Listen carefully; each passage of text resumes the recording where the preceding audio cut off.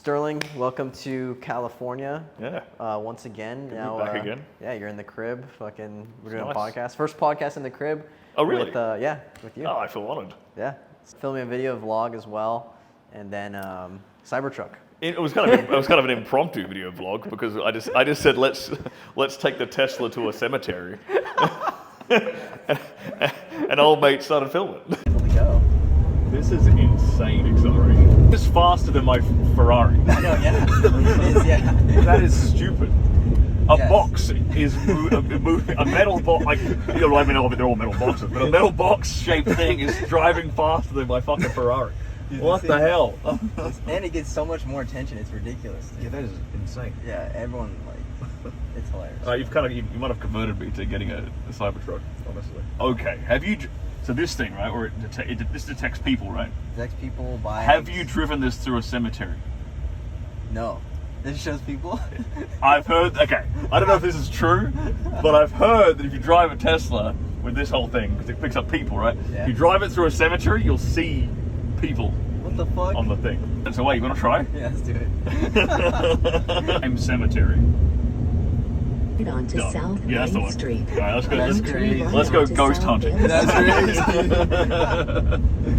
This is going to turn out real badly if there's like nothing on the screen and I've just been fooled by like a TikTok I saw. We went to Coachella and there were so many half-naked bitches jumping in this thing. It was hilarious. What? Dude, the Porsche and the Cybertruck The Cybertruck pulled more pussy. hold so much more. That is insane to me. Is the back like waterproof? Could you fill that up and make it into like a paddle pool? Yeah, you're convincing me to get one of these things from my farm. No, bro. Here's something people don't realize. Like Teslas are actually a great apocalypse vehicle. Really? Well, think about it. Okay, petrol, gasoline, right, doesn't keep. You can't store gasoline. It expires in like 6 months. Yep. Mm-hmm. So okay, let's say. I mean, I like thinking about. Everyone. I think any man with a pair of balls likes to think about like a zombie apocalypse scenario. Oh, bro, I host the class in the Brotherhood all the time. Okay, everyone thinks about this shit, right? I'm not the only one. Okay. So, let's say, okay, hypothetical scenario, like full blown, like EMP. Oh, EMP, the car's fucked then. I suppose okay, forget it, not the EMP, not the EMP. There's no point. EMP, the car's totally fucked. Nuke, all hell breaks loose. Anarchy, right? What's a better bug-out vehicle? Is it something with gasoline or diesel? Which, okay, in 6 months, one, you're going to be fighting everybody for gasoline and diesel. Yeah. And then 2, the reserves are going to be done in 6 months, so you're fucked anyway. Yeah. Right? So beyond 6 months, done. However, You could leave like giant battery packs. these things you can charge these off of solar panels. Yeah, you can. So if you have a homestead with solar panels, you might as well have one of these fuckers because bang, you've got a never-ending apocalypse vehicle. That's the angle that makes sense. The solar panel shit. I didn't even think about that. Yeah. And if you actually are like a prepper and you have a homestead, you should have solar panels anyway. Yeah, because I have solar panels for my power bank for like camping and like survival stuff. Yeah. Precisely. And those last like if you get a brand new one, will do you like what 15, 20 years or something. Yeah. It's I think it's maybe it's around a decade. I think the average solar panel. I mean that you will have to like get your food every 15, 20 years if you get like the MREs or the survival food anyway. Right. So. Now the ultimate, however, this is the second best apocalypse vehicle. The best apocalypse vehicle is a horse. Oh yeah, true. Oh yeah. Because it runs on carrots. So and it's all terrain, can go anywhere, it can go off road, it can go more off road than an off road vehicle. Yeah. It can go between trees and shit. Yeah. So a horse is the ultimate apocalypse vehicle. True. Can't beat the horse. Dirt bikes though are pretty nice as well. Yeah, Just but because you got the same petrol problem. Gas, yeah. That's the only thing. A horse is pretty quick. If you get a gallop up, a horse can do a pretty good job. Yeah, as long as no one shoots at it, you're chilling. That's true. Yeah, it can get shot. That is a good point. But you can also eat it. Oh yeah, true. So it doubles up as emergency food supply. Have you eaten horse? I have not. Dude, I tried it in Japan. It tastes like shit. Oh really? It's you so have bad. the sushi. Yeah, like raw horse and I had cooked horse. It's fucking. And they both taste like shit. Tastes like shit. I mean, it's just too muscly, bro. The whole thing is just muscle. That makes sense. The horses have no like fat. Well, I suppose you're not really complaining if you're desperate. If you're desperate enough to eat a horse, yeah, I think that's plenty of food. Yeah, you're not going to complain. Yeah, that's like food for the family for like a week. Yeah.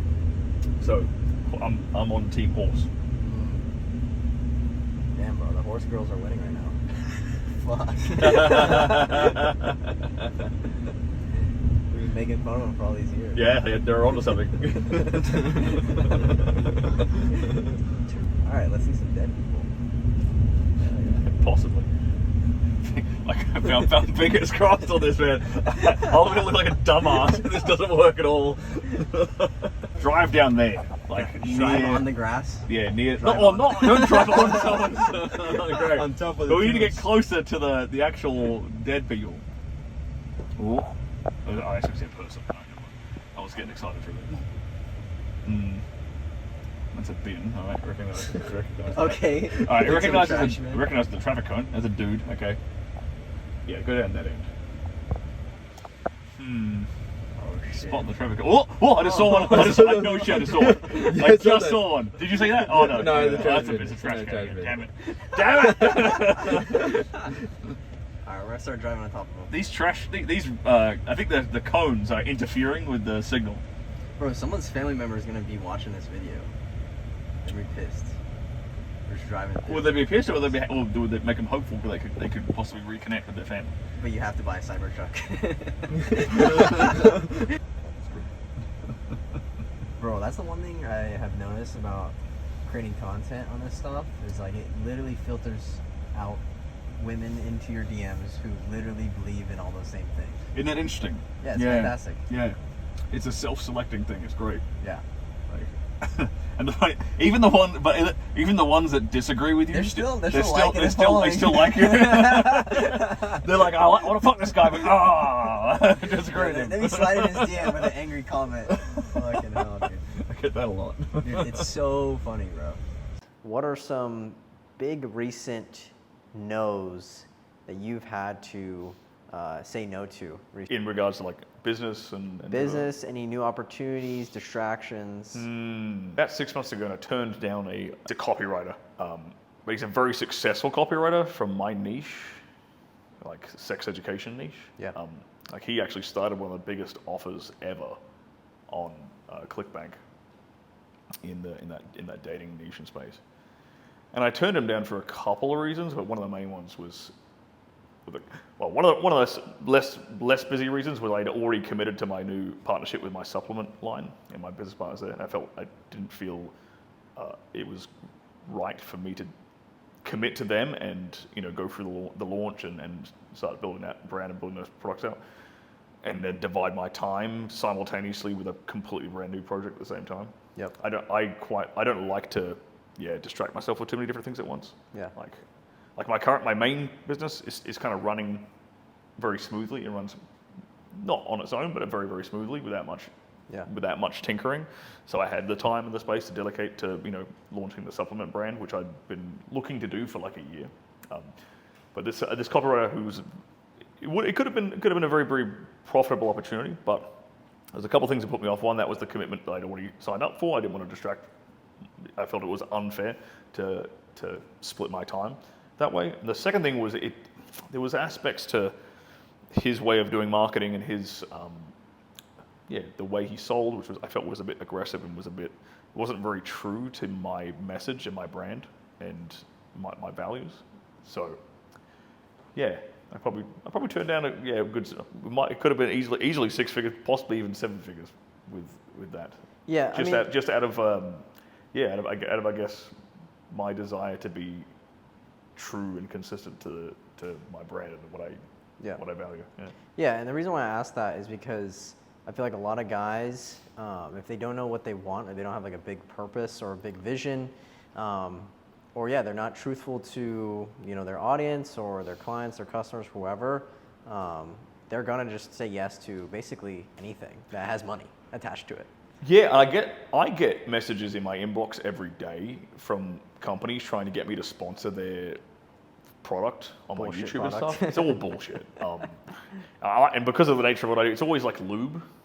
I get loads of lube companies like asking me to sponsor their lube, or sex toy brands. I've had a bunch of plastic sex doll companies hit me up. I'm like, have you watched my channel? Like, It's the complete opposite. I'm not the pro sex doll guy. You've got the wrong fucking audience. Sorry. But I get that. I get those messages every day. Yeah. And one is I find it's interesting because there's definitely people. There's obviously people who are taking them up Yeah. on this proposition, and two, I find because of the prices they lowball me with. Not that I would even, not that they could name any price, and I wouldn't promote that sort of stuff. Yeah. But the lowball offers they do give tell me how little people will sell this stuff for. Yeah. Like a few $100s and shit for like a YouTube video. I'm like, get the fuck out of here, bro. What are you talking about? Don't wipe my ass with $200. What? I think I've had to recently say some big no's as well, either just so many distractions. I mean, the biggest one is either girls or new opportunities. Like, I feel like the more money you make, there's more distractions that are going to take you away from making money. Yep, definitely. And it's going to take you away from the thing that's going to actually make you the most money. And yeah, it might be the most appealing. It might be the most shiny thing, or the grass is green on this side type of thing.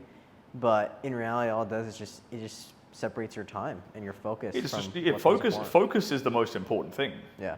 I know so many dudes who say yes to everything and they get nothing done. Yeah. They're all, the guy who's always coming up with a new idea. The one caveat I will say to this is, unless he already has a whole team behind him he can literally say, we're going to do this, and they can action it and implement it, and obviously the team's big enough where they can handle that. Yeah, like Elon or some shit. Like Elon, like Justin, just as an example of this, Yeah. like a Grant Cardone, like some people like this, right? Those are the kind of guys who can basically say yes to any good offer that comes their way. Then they won't say yes to everything, but they'll say yes to, like, you know, the best of the best, right? But they can divide their I guess they're not really dividing their attention across lots of different projects. Yeah. They're putting their team behind lots of different projects. So it's different. But if you're like, you don't have a big team established behind you, and you're constantly getting distracted with new cool shiny objects, new ideas, I know you're not making any money. Yep. And those guys never make any money because the ability to laser focus on one thing for like a year is so rare. But any guy who's successful has been obsessed with one thing for like 1, 2, 3, 4, 5 years. Like, Yep. That's all he has done, is laser-like focused on one particular problem or niche or whatever. It's like impossible not to be successful. It's impossible not to be successful. Yeah. But the guy who's like constantly coming up with a million different ideas and is just getting distracted and kind of ADHD about it, Yeah. it ain't gonna make it. Yeah. I mean, I think I don't think it's as bad as not doing anything at all. But Yeah, true. it will definitely limit your success in that one thing you're doing. I mean, even Alex Ramosi says, I don't know if you watch him a lot, but you know, when he was focusing on so much other shit, when he just cut down and focused on one thing, that one thing made him most money. Same with Brandon Carter, he said the same shit too. Yeah. It's just like focusing on one thing that's making you a lot of money, the thing that you're good at, Yep. you like doing, makes you a lot of money, boom. I used to read a lot of Tim Ferriss when I was younger. So my mid-20s, Tim Ferriss was a big inspiration for a lot of my business principles and stuff. Yeah. And one of the biggest ones, I mean, ironically, I actually wouldn't recommend people read his book. It was the book, The 4-Hour Workweek. It was very influential for me early on. I actually wouldn't recommend it now because I think it sets you up in the wrong mentality. Okay. It sets you up with and I had to kind of unlearn this. It set me up with the mentality of like don't do work, like do as little work as possible, which is not the intent of the idea. I think the intent of the idea is to like be as efficient as possible. Yeah, hire out. Yeah. Get better at scaling and delegating, right? And I kind of interpreted it the wrong way, and I think a lot of people interpreted that book the wrong way. It just made people like lazy entrepreneurs, right? But one of the core principles in his book, The 4-Hour Workweek, is the idea of the 80-20 principle. And like 80% of your income is going to come from 20% of your products. Like 80% of your success is going to come from, like this 20% of things you're focusing on. So I think that's like you said, Brandon Carter's done that, Alex Hormozzi's done that. Like if you find what that thing is in your bit, like when you start a business, you don't going to know what that is, obviously. Yep. So when you start, you're going to be throwing, a few darts at a dartboard trying to see what sticks, right? But once you do find that thing, then that's what you're dialing in on. And taking a step further back from that, if you look at your business systems as a whole, when you start like moving the dials on a few things, you're going to find like, oh, this lever over here is the one that contributes like 80% to my income. So that's the one I need to push up as much as I possibly can. Yep. These other things in my business, they might seem important, but they're not really moving the bottom line as much as that one thing. Okay. Yeah. besides business-wise, guys should be saying no to in their health? Because you are super huge when it comes to health, the supplements. What are some yes things and some no things? I think guys need to get used to saying no to drinking. Okay. Like it's perfectly. And anyone can look through my socials and see that I booze quite a lot. Pot calling and kettle black here, totally. Yeah. But the ability to say no in general is kind of a skill people need to get used to, and it's primarily because you don't want to be seen as like a social pariah or an outcast. You don't want to seem like lame or antisocial. Yeah. And you can go out and go out to a pub and go out to a club and stuff. If you actually, I'll phrase this differently. If you can't go to a club with your friends or go to a pub with your friends and not drink, there's a problem. Yep. Like if you need to drink to enjoy the time that you're having there, then you don't actually enjoy that activity, or you don't actually enjoy those friends. Yep. That's the reality of it. So I think guys should get used to the idea of saying of. And look, if you don't have a drinking problem, if you can be a social drinker, that's fine. Yep. But try it. Try just saying no occasionally, and like sitting in the awkwardness. Yeah. No, when I was in Japan, basically every single dude got so drunk or they had to drink just to talk to girls. Right. And that's what you even see here. But especially when I was in Japan, I was out clubbing a lot, just because I had so many people wanting me to go out with them because they were trying to learn from me in person. And so I had a bunch of dudes fucking trying to bring me out to go out. And all of them would get drunk, all of them would get drinks and stuff. They'd buy girls drinks, whatever. And I was the only one the whole night drinking water, giving girls water to drink. And I mean, it was just a lot easier to clean up after, basically, because all the dudes were fucking sauced. They didn't know what they're doing. And getting drunk does fucking give you that boost of confidence, but if you could do it without it, that's like a huge superpower. I'm going to disagree with you there. Really? On alcohol giving you confidence. Okay. Because that's a common, people the phrase liquid courage. Yeah. Right? That's a real thing. People say that all the time. I will tell you that is incorrect. Because like courage is acting in spite of fear. Right? Like the guy in World War I, the guy who climbed over the trench knowing there's machine gun fire coming at him, that is courageous because he's not an idiot. He's fucking terrified. Yep. There's fear, but he's acting even though he has fear. Right? That's what courage actually is. Alcohol doesn't give you courage, because alcohol numbs your fear. Alcohol actually robs you of the ability to be courageous. Yeah. Because if you don't have fear, you can't be courageous. And it's like an antidepressant or some shit too, right? Yeah. It's a depressive substance. So alcohol, the idea of alcohol giving you courage is objectively false. It actually robs you of the ability to develop courage in the first place. Because the guy who goes out sober and goes around talking to chicks is overcoming his inhibitions. He's overcoming his anxiety. He's overcoming the fear of the approach or whatever. Yep. So he's actually the one being courageous. The guy who's shit-faced ain't doing anything. Sure. Okay. A lot of the things that you talk about when it comes to health is staying away from the fucking fluoride, the estrogen stuff, the water. What about for the guys who don't know about the water or the food or anything about that? Yeah, bro. Let's go into, or some books that you've read that kind of... The biggest book I read on the topic was Estrogeneration by Dr. Anthony J. That is really good. I think all men should read that book. It'll scare the shit out of you, but it's a very great book on all the different environmental and artificial estrogens that you are being exposed to daily in modern society, a lot of which are delivered to you through water, through the tap water you're drinking, through the water in your shower, the municipal water supply. Your skin is your largest organ, so you absorb a lot of that through there. And it also contains a lot of fluoride too, so you're getting a double whammy. You're getting both those things in there. Okay. So the easiest prescription for that is an activated charcoal filter, for getting rid of any organic compounds like estrogen, estradiol, phthalates, things like this. And then on top of that, a fluoride filter will filter out all the fluoride in your drinking water and with the shower water you bathe yourself in daily.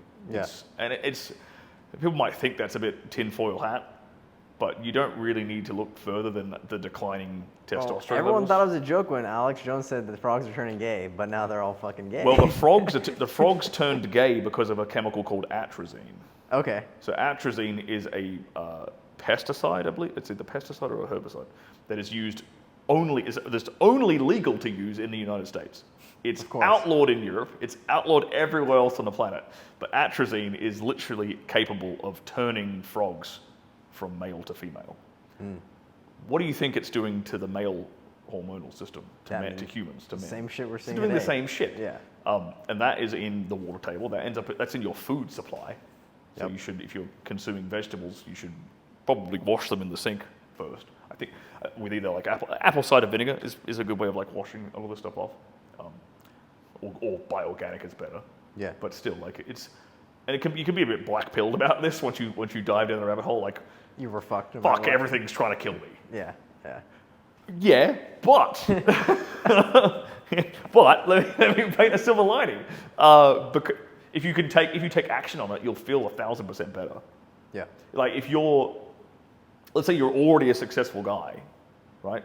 And then you learn about all this stuff. Cool. You just found an edge. You just found a way to outcompete everybody. Yeah. If you can, and it doesn't take much effort. Like installing a filter takes 5 minutes. Yep. Right. But if you can make these subtle improvements over the course of like a year or whatever, you'll find that your productivity increases, your focus increases, your sleep is better, your testosterone's better. Cool. You just found a way to like get a 10% edge on your opponents. Yeah. Well done. Great. Yeah, I view it as an investment. Yeah.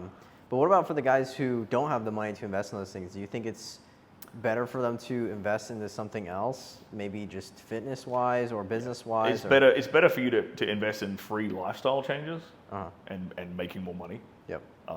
Because things like getting your bare skin in the sun, getting vitamin D exposure will do a tremendous amount for your testosterone levels. Eating eggs will do a tremendous amount for your testosterone, and they're very cheap. They're not expensive. Hell, if you can't afford that, get a chicken. Yeah. It's like a free waste disposal unit that produces eggs. Yeah. And you can have one. everything, yeah. You need two. You're gonna need two. Put them in your backyard. Like done. Yep. Like these aren't as expensive as you think. Yeah. Obviously lifting heavy, like compound lifts, boxing, jiu-jitsu, these kind of competitive sports. Like all these things jack your testosterone. All these things are really good for you. If your gym has a sauna, get in the sauna. 20 minutes a week, 3 times a week. Fantastic for getting rid of any toxins that are sitting in your fat cells, primarily estrogen-based toxins, and bumping up your testosterone levels. These are all things. You don't have to necessarily buy a sauna. If you've got one, if you go to a Planet Fitness or a gym that has one, fucking excellent. Yep. You're already paying for the gym membership. Now take advantage of the extra thing that's there already, right? So these are the lifestyle stuff is like, yeah, it's a bit more of a time investment, but it's also free. Yep. Yeah. No, I see any of these things are investment, and for sure, if some guys can't afford that stuff, I think they gotta invest a little bit more into their mindset so they can make more money. How much did your mindset play into you making money? And when did you start shifting your mindset? Because obviously I think a lot of people have a broken mindset when it comes to money, a scarcity mindset. Right. Same thing with women as well. And I think that fucks over a lot of people. So when did you get that shift? I think it's like an entitlement mindset. Okay. It's like you have to kind of feel entitled to it. Yeah, like you deserve it. Yeah, you have to feel like you deserve it. Yeah. Otherwise, you're going to subtly self-sabotage. Yep. And that's that brokey mindset. That's a victim mindset. That's like a self-fulfilling prophecy. It's the idea of what's the word that phrase? Again, imposter syndrome. If you don't believe that you're entitled to the success with women or money or whatever, you're going to self-sabotage. Yep. I think my mentality, the big mentality shift I had was in my early 20s, mid 20s, where I kind of realized that the first thing I realized was that private enterprise and businesses have because I was kind of very idealistic as a young man. I was a bit of a hippie actually, and I wanted to help the world and change the world in some way. And I thought of course, going through the liberal school system, you think oh, big government is the way to do that, right? But then I gradually came to the realization, actually, private enterprise and business can have a faster and a more profound impact on the world than anything. We're all walking around with phones in our pockets because of Steve Jobs. Yep. And that was, in our lifetime. There's little things like that can be profoundly impactful on the world. They can do it. They can make it better or worse. So private enterprise, that was the first thing, understanding and realizing that private enterprise and business and entrepreneurship can have a positive impact if you want to actually positively impact people and not just make money. Yeah. And the second big one was for me was working a wagey job, not even a wagey job, but a job as a chemist, Like having a degree, studying for like 4 years, getting an honors degree, being published as a scientist, going out into the workforce, and then like working for a year, and then in my second year of starting this job, seeing my pay rise of only like $5,000. Like look at the paycheck, I'm like, I hadn't consciously thought about it until that moment. I was like, wait a minute, 52 weeks divided by $1,000. I just made like $100 a week or something. Like, what the fuck? Yeah. Like, this is horrible.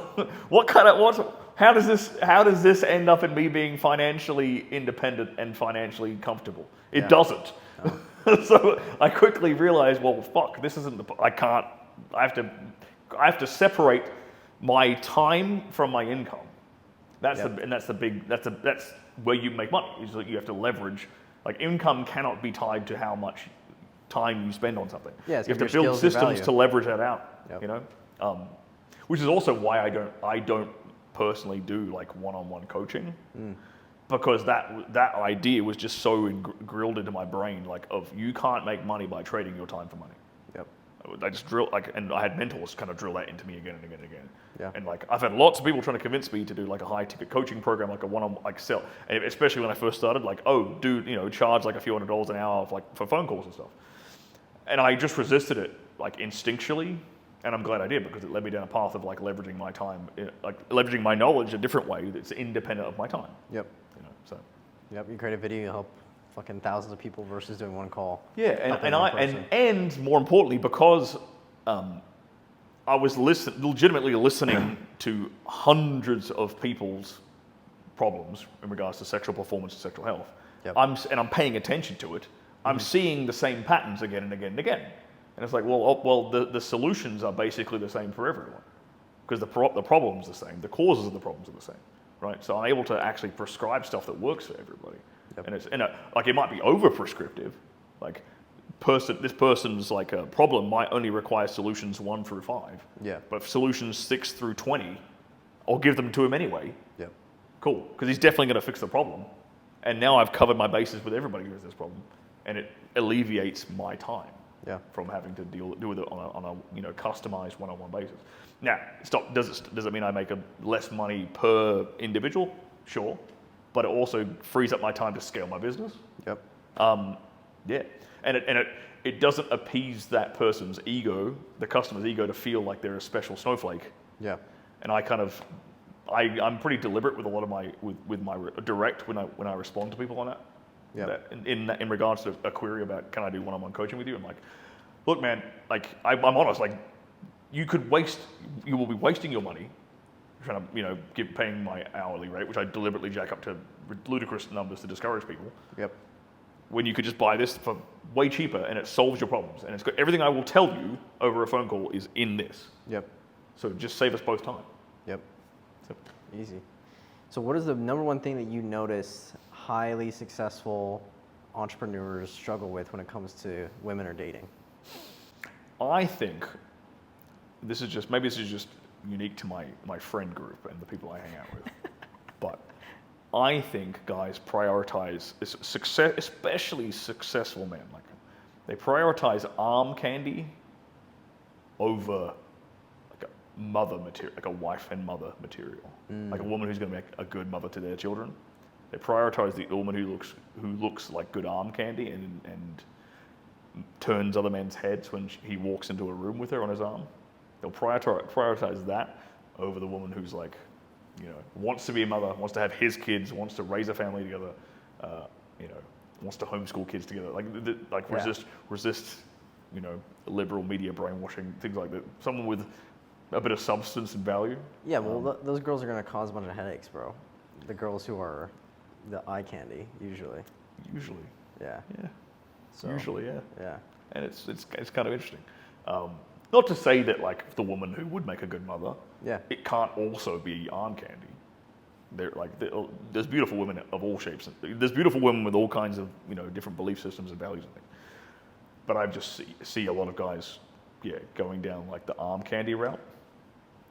Is it possibly a lack of experience with good? I don't think it's a lack of experience, because it takes experience to get that woman. Yeah. I'm not going to pretend that it's not difficult. Like, and that's precisely why they do it. And that's precisely why other men look like men want that respect from other men of being able to attain something that's hard to attain. That beautiful woman on his arm is hard to attain.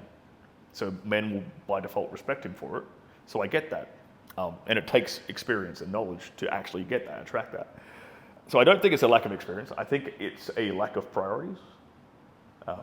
And it's your life. You do whatever you want with it. You know. I'm just noticing a pattern. Yeah.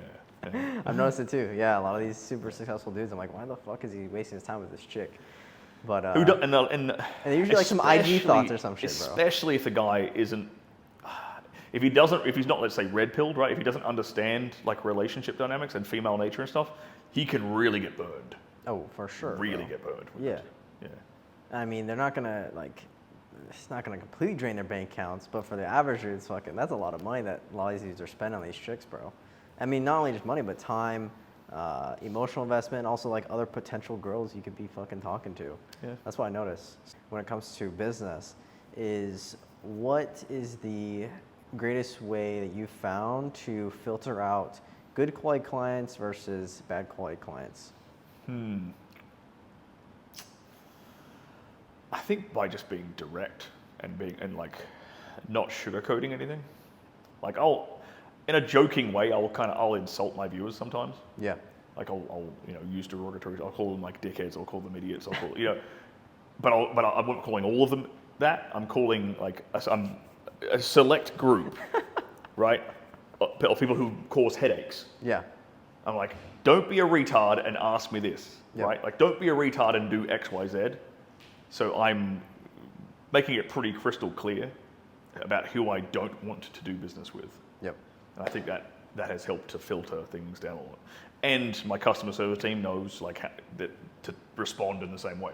Yep. So I don't want a time wait because I've sort of outsourced that time of say dealing with customer service inquiries or something, right, to one of my employees. Yep. But I'm still paying for the time. Yeah. So I need them to now guard their time from it too. Yep. Because I don't want them to get lost in the weeds of going back and forth constantly with somebody who's not going to spend money and is just going to waste their time. Yeah. I mean, the one thing I've noticed is the easiest going clients and the guys who get the best results are the guys who are willing to invest. They don't have like a fearful, brokey mindset.